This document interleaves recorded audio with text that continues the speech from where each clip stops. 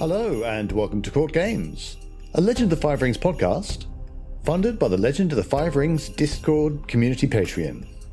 This podcast will focus on the role-playing game stories and lore for Legend of the Five Rings. I'm Korva. And I'm Kikita Kaori. And we're here to talk about social combat and intrigues and that sort of thing for 5e. Yeah, that is one of the big distinctive things about FFG's versions of Legend of the Five Rings, is that there are explicit social combat or social mechanics, which a lot of role-playing games don't really have. So I think that is one of the things that does set it apart. We're going to try and talk about when you use them, when you convert them to an intrigue, some kinds of goals, and some techniques that people use to maximize their capabilities for social intrigues. Yeah, and hopefully make it a fun part of playing the game at the table. So one of the big questions is, when do you use social conflicts in Legend of the Five Rings? They can be used for a number of different sorts of conflict, but they generally center around reconciling or resolving conflicts in some fashion, as opposed to simply defeating someone like in a combat. Right. So you can have all kinds of social scenes in general, but it's got to be an actual conflict before you would start thinking about doing an intrigue, right? And these conflicts usually center around resolving a number of things. It could be resolving divergent goals. So she wants us to go north. I want us to go south. We have to pick between us which way to go. Our goals diverge. So that's one kind of social conflict. And then you have goals that don't just diverge, they actively conflict, where it's not just you don't want to go north, but specifically you can't have that person go north. That's really bad for you for whatever reason. So those goals directly conflict, as opposed to simply wanting different things. You very specifically don't want them to do something, or they don't want you to do something, or the two things you want are mutually incompatible in some way. So it's similar, but the stakes can be kind of higher in those cases. Mm-hmm. So another kind of social conflict can be allocating the use of limited resources. There might be only so many soldiers, so many raw materials, so much time to go around. And somehow in this social scene, you need to figure out how much each person gets of that limited resource. Yeah, that can be even things like the party are the limited resource. Where do they go? What problems do they deal with in what order? Things like that. The other one is kind of complex. You can have a social conflict that is around an unresolved or an unresolvable emotion. So there's no reason anymore. This is all emotion, but this emotional conflict must be expressed. This could be unresolved passion, unresolved hatred, unresolved fear or ambition, something like that, that is not sensible. This is where you have somebody who is opposing you because they hate you, for example, or you might be trying to get somebody else's emotion out. You're trying to convince somebody to admit that they love you or love somebody else, and that emotion comes out. You could have somebody who feels huge amounts of spite, and the conflict will continue until that emotion is expressed on the table. It's just like out there for the world to see in one way or another. A common trope I've seen in a few samurai dramas, especially ones involving high-ranking people, is the person who they feel that either they or possibly their child has been overlooked for inheritance. And so they start doing everything they can to either get that inheritance themselves. So they'll sabotage people, they'll foment rebellions, they'll do all sorts. And it's not even rational. It's really just, I have been slighted. And so they will be a thorn in everyone's side and be a source of strife and chaos and getting in the way of getting stuff done. until they resolve that emotional conflict, until they, deal with that. The next thing to look at is, when do you turn a social conflict into an actual intrigue? Because a lot of these things can be resolved maybe through just straight role-playing, no dice required. Some of these things can be done through a single roll. Possibly if you have a specific technique, sometimes you just use your courtier skill, and maybe that is how you get it done. So when does it become an intrigue? So there have been a few different recommendations. All the people involved in this intrigue need to be in the same place at the same time, so they're able to influence each other. That doesn't necessarily mean the literal same room. It could be you're all at the same winter court. So your character can go from one person to another. They can have servants take messages from one person to another. So everyone's in a place where they can influence each other in some way, directly or indirectly. However, you want them to be where they can use their techniques on each other.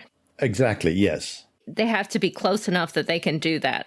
Yeah. Some of these things can be done like at a remove or through intermediaries and stuff like that. But very often, yeah, there's not necessarily the exact same room, but that is a really obvious way of doing it. But close enough that you can go up to someone and start using a technique if you need to. You also need a social conflict that needs to be resolved with contrasting goals. Because obviously, if everyone's wanting the same thing, then, there's not a lot of conflict there. Although I guess sometimes some people don't realize they're on the same side. You also need a reason to emphasize the conflict or the moment. So why is it happening now as opposed to before? Why is this the important thing to do right this moment? Yeah, it has to be a highlight of the game. It can't be just a little low thing. Game mechanics in general should be used to highlight important moments in the story. So it has to be worth the time. Exactly. So why is this important enough that we should be rolling dice? Not just rolling dice at all, but rolling dice several times. Why is this particular conflict that important right at this moment at the gaming table? And finally, you need some kind of time limit, as in you don't have all the time in the world to sort this out. You have a certain set amount of time, whether it's in rounds or hours or potentially days if you're talking about a winter court. But you have only so many dice rolls to get this done one way or the other. Mm-hmm. So those would be the things you need together to make this is an intrigue that we need to resolve. Right. So that's the minimum that you need. But you can also elevate it by adding multiple different conflicts occurring in the same scene. So this might be between different players, between different NPCs and so on, not just one goal trying to be achieved or two goals, the nemesis goal and the PC goal. Now, when we talked to Max Brook on this show in a previous episode, he had said that their design for Intrigues assumed that everybody would have multiple goals and the players would be kind of stabbing each other in the back throughout play. In my experience as a player, not what he recommends, and also in the intrigues shared in the modules, this is not the case. This is not what they do. They definitely do what you would expect normally from a regular combat. Everybody piles on and tries to achieve the same end. So it's not necessary, but it does work for intrigues and can produce really interesting results when you do that. Yeah, I think because unlike combat, unlike skirmishes, if you lose an intrigue, that's not the end of your character, most of the time anyway.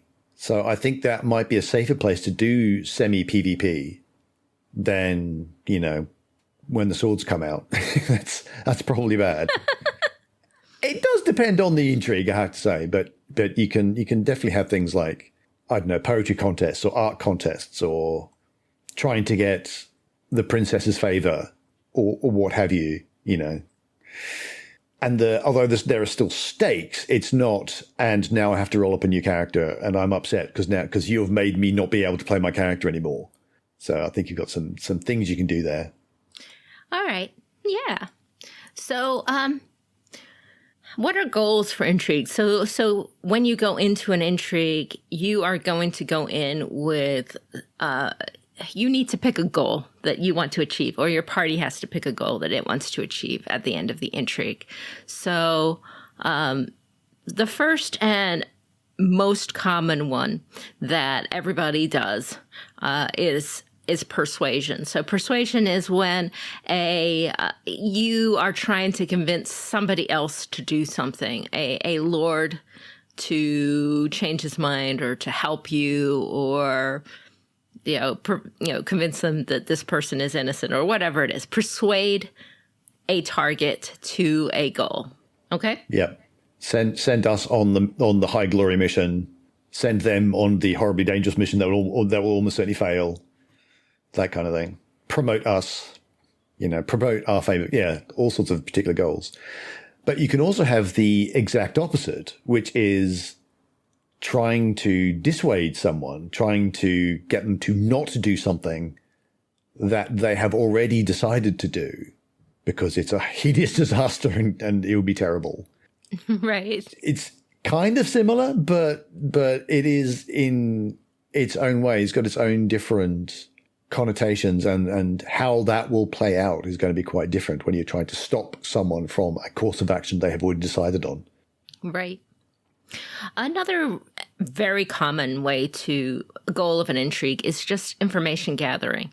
So you're supposed to get through the scene doing whatever, but you're trying to hit up all the courtiers in court, trying to find out information that you need for your quest. This works in a very different way than a pile-on persuasion, but it is perfectly good to do for an intrigue, especially if someone is trying to stop you from finding out that information. Yeah. So you would accumulate a certain amount of momentum, and you get more info the more momentum you gather. But someone's trying to stop you from getting momentum and to stop you from asking questions altogether, because they're the person who doesn't want you to find out. Absolutely. And that could be one that is actually pretty suited for not everyone in the same room, because all the PC group are scattered around Wintercourt or the village or wherever, each pursuing their own contacts and trying to just piece together, and then everyone's getting their own momentum, and then essentially at the end of it, you're coming together and going, I got this much momentum, and everyone's putting their information on the table, and did we get enough? Mm-hmm. Another possible goal is humiliation, or I would probably phrase this a little more broadly, taking somebody out of the game in some way. So reducing somebody else's influence to the extent that they can't affect anything anymore. Like you've got the evil advisor behind the otherwise perfectly lovely daimyo, and you've got to remove that person's influence from the daimyo, for example. And you can't do it directly, and you've got to maybe find some way of making them make a fool of themselves, or finding something embarrassing about them so no one's going to listen to them anymore. And there's a whole way of doing that. So that's another thing you might want to do. Right. And kind of the inverse, but this is a little bit less direct, is you can use an intrigue to gather influence yourself. So this means that the end goal isn't necessarily a piece of information or a direct action or a direct persuasion at the end of the time, but you are going to use this scene to make yourself or your party as beautiful and popular and looked up to as possible in preparation for maybe something that you're planning on doing later.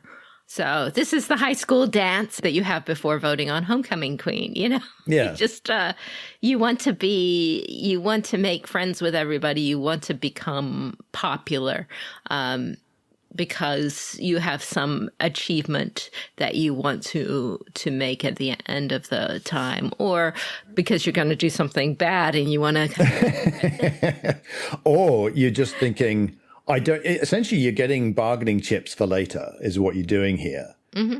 And you may not even win allies. Yeah. And you maybe don't even have a specific goal in mind. You're just thinking, we would probably want to have these bargaining tokens in the future for something. Let's get them now. Right. And you could potentially win allies and stuff in this kind of an intrigue. So it's another one. Another thing, which is a bit more, again, this is not like having a specific goal maybe, but being in a position where you'll be able to express an emotion that ordinarily you wouldn't be able to express. Okay?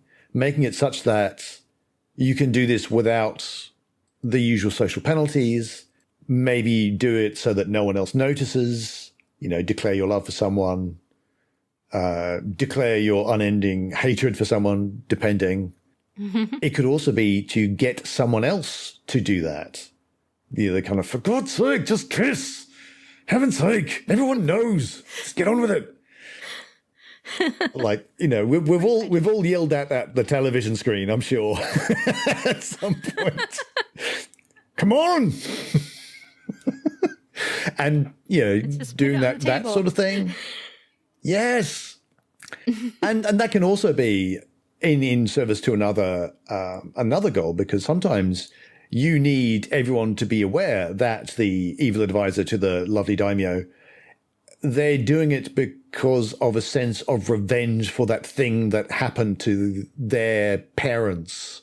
And nobody knows, but you need to get them to yell that in court loudly so everyone understands what's going on, So that can be a thing that you might be trying to do.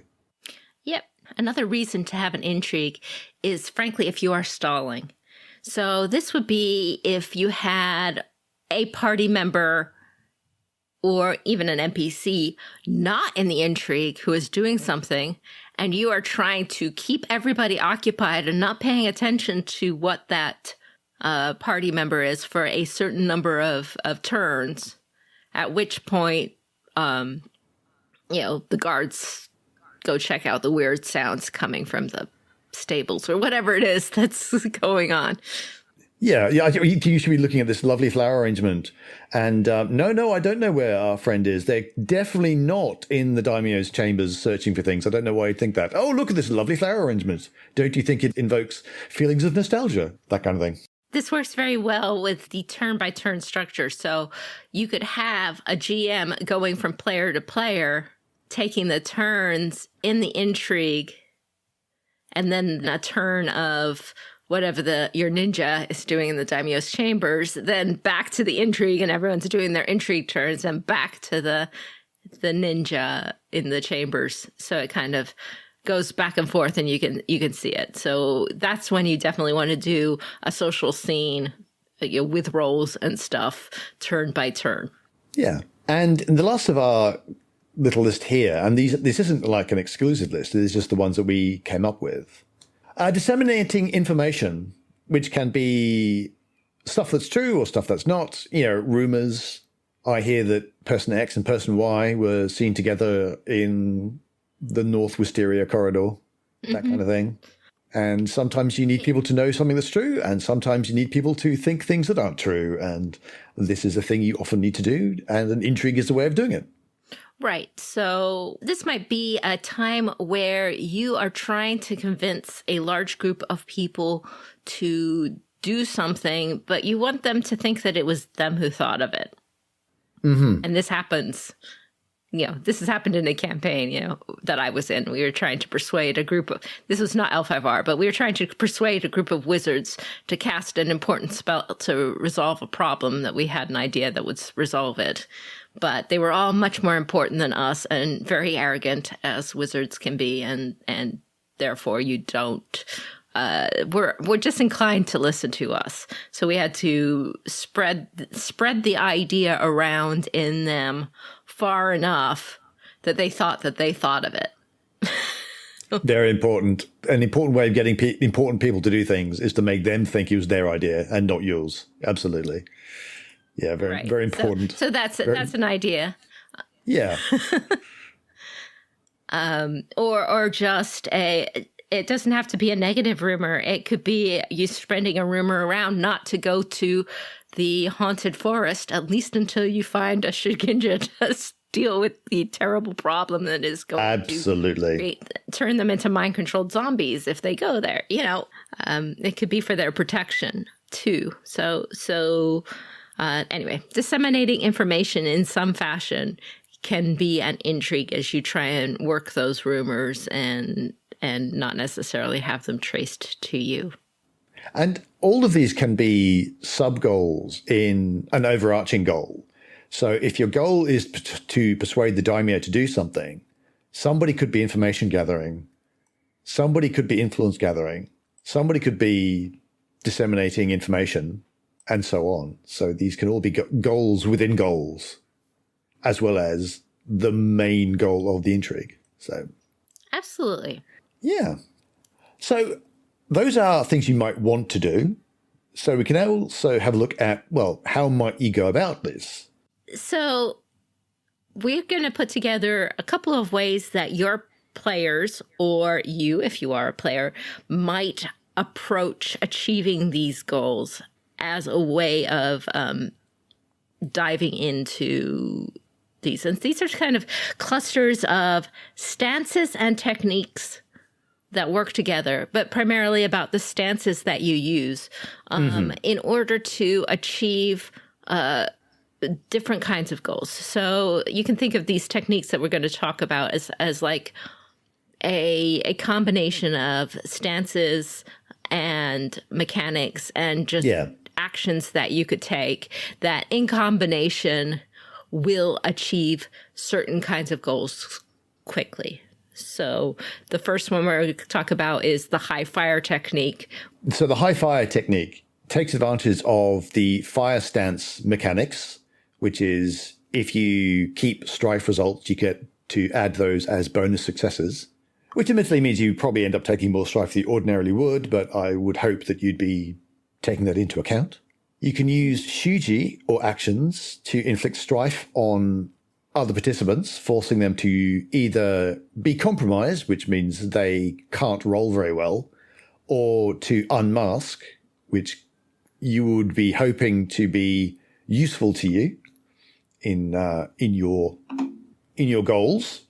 It is worth noting that an unmasking inflicted by loading up on fire doesn't necessarily help the player. So you have to be a bit cautious because you can get someone like very, very passionate and riled up, but you aren't necessarily in control of exactly how that manifests. So an angry daimyo who's been strifed out might order everyone to be arrested, or they might just, I'm closing the court completely and nothing is getting done today, or any number of very bad things that are not what you want. So you might want to be very sure about how they're going to react in those circumstances before you go for this. But it may be a situation where anything along those lines is good for you. A duelist might unmask and immediately challenge someone to a duel, or they may just attack them. So, caution. Inflicting strife on someone higher ranked than you, that strife probably means that they're angry at you. And even if publicly unmasking in that way causes a loss of honor and glory for that individual, that doesn't necessarily mean that the way they do that helps you. So, even if you're, oh, well, he unmasked and, he's lost tons of glory. Ha ha ha. Well, okay, you're very smug about this in your jail cell, not being able to help now. Right. This one is a really common player favorite because all of those bonus successes that you get from fire stance contribute directly to momentum. So it just seems to go twice as fast to your goal as everything else. And fire stance is, a lot of people like to load up in fire for combat as well. Yeah. But I think fire is high risk, high reward, but also like high reward, but high risk. And the risk in this case is that you can rile up an emotion, but you aren't in control of how it happens, what the outcome necessarily is. And that can be an issue. If you can also, going outside of just using fire, using something like air and cadence can enable you to do stuff, and then people don't actually know why everyone's mad at you. And you're like, I'm completely innocent. I don't know what's going on, which can be quite helpful. So this is good for humiliating somebody or taking them out of the situation, at least, or forcing an emotion. If you need someone to express a particular emotion, using fire and strife mechanics to get them to express that is obviously an obvious way of doing that. Right. So other techniques that you can use. Another technique is I call it the keeping it cool technique. And keeping it cool means using water or earth opportunities to keep the party's strife levels down so that the intrigue can run longer and the NPCs get worn out without inflicting strife on them. All right? So this is less likely to lead to an anger unmasking. You could potentially even use opportunities if an NPC looks like they're getting high to cool them down a bit. Yeah. It definitely, even if the NPCs do get to compromise, they are not likely to be angry at you. They might just get tired out or something like that. So because of that, it tends to make the conflict go long. Earth and water are very good at leading to a persuasion kind of success. Yeah. This kind of thing is good for persuasion or dissuasion, gathering influence and allies, or for stalling. Yeah. Just sounds keep it cool. Yeah. Everything's calm. Everything's fine. Don't look into what our missing companion is doing. Our missing companion who's not a ninja. Tum-de-tum. Everything's fine. Everything's calm. Another set of techniques, the taking notes techniques. So this is using air and void opportunities to try and discern information during the initiative phase and communicate it between party members. So you're finding stuff out and you're getting it out to the people who need it, preferably without revealing that this information has got out. You can use rumor techniques to learn more, or spread a rumor that you'll do great things for those who give you a certain type of information. Good for gathering information or disseminating information. So you could use your momentum here to work towards paying the cost for your desired information, not just persuading, but getting this information in the first place. Okay. The next technique, I guess you can say, is attacking in the weakest approach. So if you want to do the attack the weakest approach, you always use air for your initiative. And then you use the opportunities off your initiative roll to figure out the demeanor of the main person you're trying to target. Okay? And then when you have determined what their demeanor is, then you use whatever ring it is that their demeanor is weakest to as your primary approach. So this is generally actually the strongest approach. You gain a bigger bonus in skill rolls from using the ring that a demeanor is weakest to. Yeah. Than, which, lowers your TNs, than you would having a higher ring yourself. Yeah. It may not get you to the role you need. That's when you have the other approaches. And if you are a person who tends to stack up high in one ring, this isn't going to be very helpful to you because you're not, their demeanor might be strongest against whatever your favorite ring is. And you might be trying to do this in a ring you only have one in. But if you are playing a balanced courtier, this is with balanced rings, this is a very strong approach. Yep. It's certainly information that's really handy to have if you know that this person is weak against, water. Even if you're really bad at water, maybe someone else in your group is quite good at water. So maybe you want to try, and it's really good information to have. So it's something to think about. And the final one in this particular section is causing a distraction. So assigning one PC to focus on distracting or occupying the time of an antagonist NPC while everyone else completes their goals. You can use a lot of courtesy and protocol for this to make it rude for the other person to go and investigate what's going on or poke their nose where you don't want them to poke their nose. So this is more not having, so all your PCs in this case are in the same room. You're not trying to stall. This isn't for stalling. This is more like if you are in an opposed intrigue, so you have an NPC that is trying to thwart your goal, say the evil advisor. The evil advisor is trying to turn the people against you, and you're trying to persuade the daimyo to ignore the evil advisor.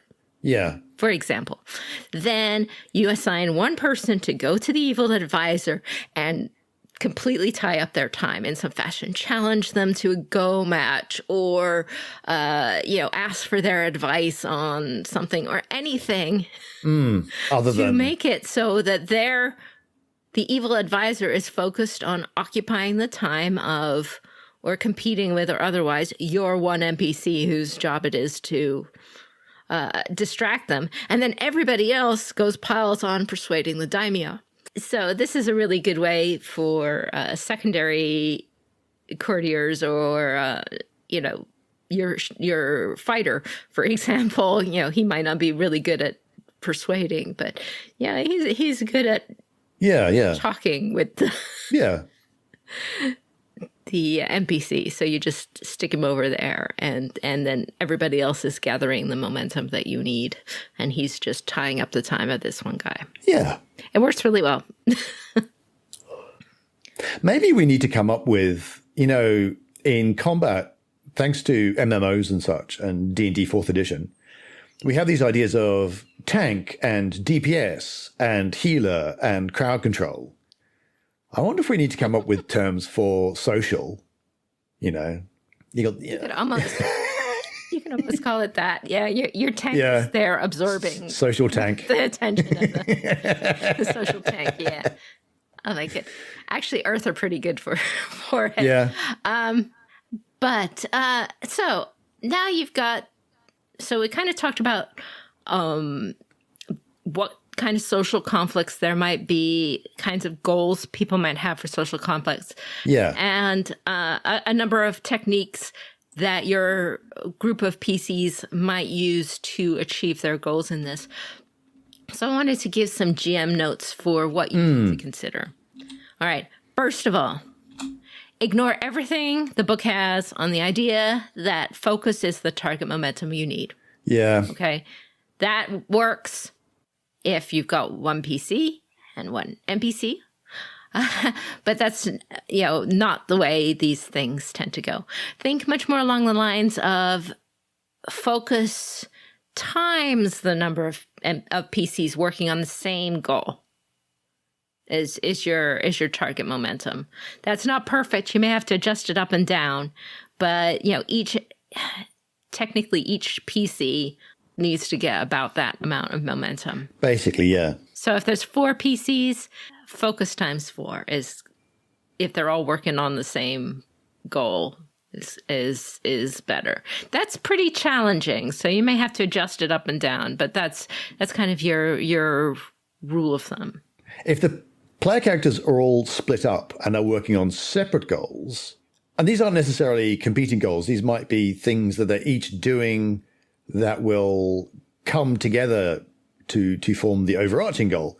But if they've got their own goals, then you can look at each momentum for each task is the focus of the person that they're up against. If you're doing the high fire technique approach, then the real goal is composure, because it's the composure of the person you're trying to strife out. Mm-hmm. But sometimes, if they're all on one goal, then it's focus times number of PCs. If they've all got their individual goals, then yes, each individual goal will be the focus of the person that they're aiming at. Mm-hmm. If the PCs have conflicting goals, all right, keep separate counters for each PC. All right. And then the PC who achieves their goal first wins. Basically, that's the resolution. So if you have some people who are trying to strife the guy out, and some people are trying to persuade the guy, keep a strife counter and a persuade counter, and if persuade wins, then he's persuaded. Otherwise, he's strifed out. Yep. Sometimes that happens. So we mentioned earlier that one of the things you need to make a social conflict an intrigue is some kind of time limit, something that will end the whole thing. So here are some examples of that. You can have an NPC reaching their composure limit and thus departing the scene, and that ends the conflict. And so that ends the intrigue. So you've got to get either that's your goal, or you have to get what you need to do done before that happens. Right. You could have the scene ending due to a pre-scheduled event. Dinner only lasts so long. The dinner bell, the dessert course comes, and you're done. Yep. Which can, I suppose, be an event you are aware is going to happen, like the end of the meal, and an event you're not aware of, like the bandit attack. In the middle of the meal. Yeah. You never know. Wasn't expecting that. Another obvious timer is an NPC reaching their goal before the player characters do. That's a fairly obvious one. So you've got two conflicting goals. The NPC gets theirs. End of scene. Ba-dumph. All right. A PC can complete a non-intrigue related action that the rest of the NPCs are hiding. So the PC has finished searching the daimyo's room, so there's no need to stall anymore. Yeah. And that could also be like, you got to get that done before the guards turn up. So it's going to end either when your player character gets out of there or when the guards turn up. So that's something there. Another one is when you've got the information you need. Once you have that, once you know the combination of the vault, or you know the timing of when the target of your revenge is going to be moving back into their own mansion that you happen to have the plans of, once you've got that information, end of scene. Right. Finally, a PC unmasking is a big disruptor on whatever plans the PCs were generally doing. So very often, if the PC unmasks during the scene in some fashion, that can end the scene right there. Yep. You've just gotten too much, and the dynamics of everything has changed. Mm-hmm. They can choose to end the scene, of course, if they composure and don't want to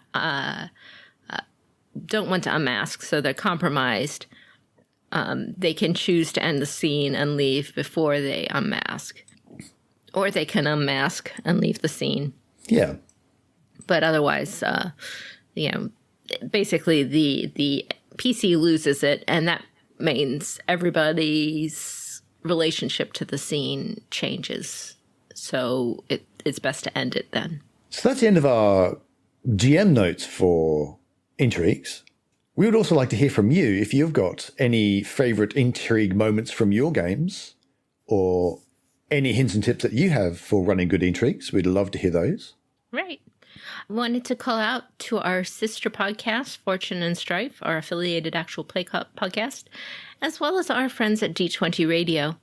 Our content is funded by the Community Discord Patreon, which supports our editing costs, as well as our website, where you can store and see longer-term information, summaries of our podcast, great RPG tools, and more. For our patrons, we will have special bonus content like Adventure Seeds, early access to our AP podcast, and other things as we think of them. Online, you can find us at our website, courtgamespod.com.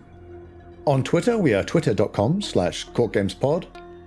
And you can find our Patreon at patreon.com/Courtgames. But that's it for us this week. This is Kakita Kaori. May the fortunes favor you.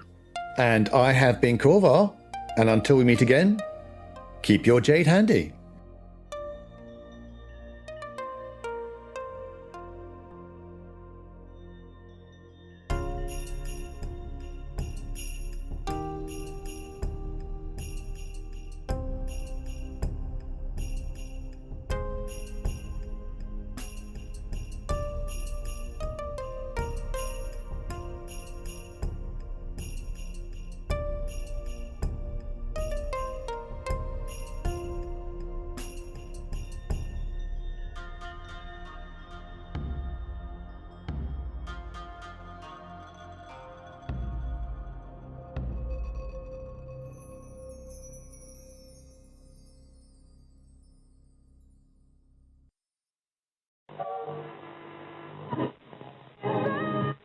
Correctly with the correct amount. D20 Radio, where gamers roll. www.d20radio.com.